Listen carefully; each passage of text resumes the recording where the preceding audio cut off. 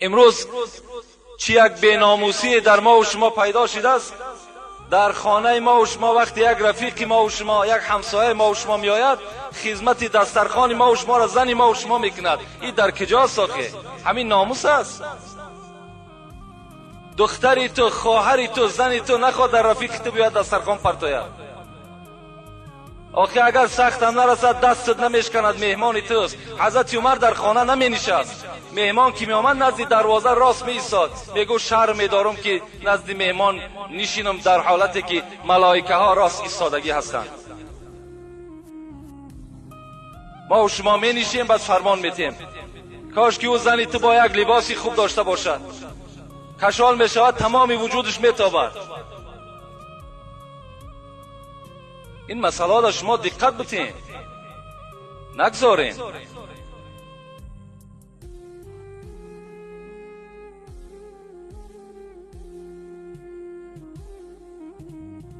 ام سلمه زن پیغمبر خدا بودند.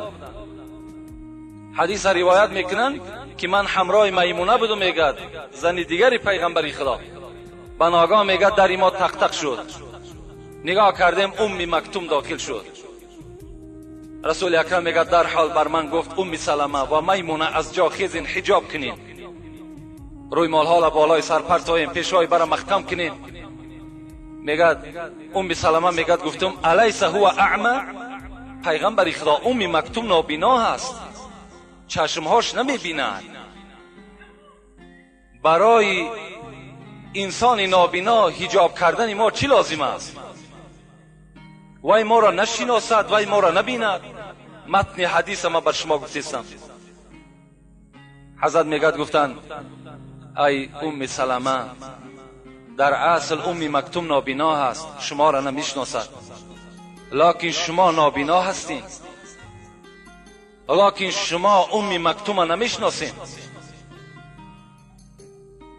یعنی شما بینا هستین، شما میشناسین. نابسته وای بینا هست، نابینا هست. شما چیکار کنین؟ شما سطر اسلامی را نزد او کس رعایت کنین. برای آدم نابینا رسول اکرم زنهای خود امر به حجاب کردند. امروز آدم بینا میدراید، باز این آدمایی که بعضی هایش که مثال در بعضی خانه مهمان میشود، خدا داناست که مثال وجود او چگونه است. از این خاطر در این مسئله سخت با دقت باشیم. اگر ما و شما نخواهیم که در بزرگترین زنا یا در پسترین زنا مبتلا شیم، این چیزهایی که از پیغمبر خدا بر شما گفتم رعایت کنیم، انشاءالله ما و شما فردا در زیر بیرق زناکارها سر نمی برداریم. شرمنده باد همون فرزند، همون جوان، همون مسلمانی که فردای قیامت در زیر بیرق زناکارها سر می بردارد. به خدا قسم عمر شما بسیار کوتاه است، شما شرمنده میشین. شما به همین یک چهره خجالتی خودتان، با چشمهای همین شکسته خودتان به طرف رسول اکرم نظر کردن نمیتونین. حرام با چهره شما به سوی پیغمبر. پیغمبر نظر رحمت هم به سوی شما نمیکند. پیغمبر کسی را شفاعتگر است که در جاده شرع پیغمبر است. پیغمبر هم کسی را شفاعت میکند که طبق حدیث پیغمبر خدا رفتار میکند. شما نماز میخوانین، زنا را میکنین، نماز میخوانین، عرقخوری میکنین، نماز میخوانین، تویهای فساد میکنین، پس فردا باز طلب شفاعت کردن این خودش عیب است. در یک انسان خیانت کو، حسان برای یاردم طلب کنین، این چی معنی دارد؟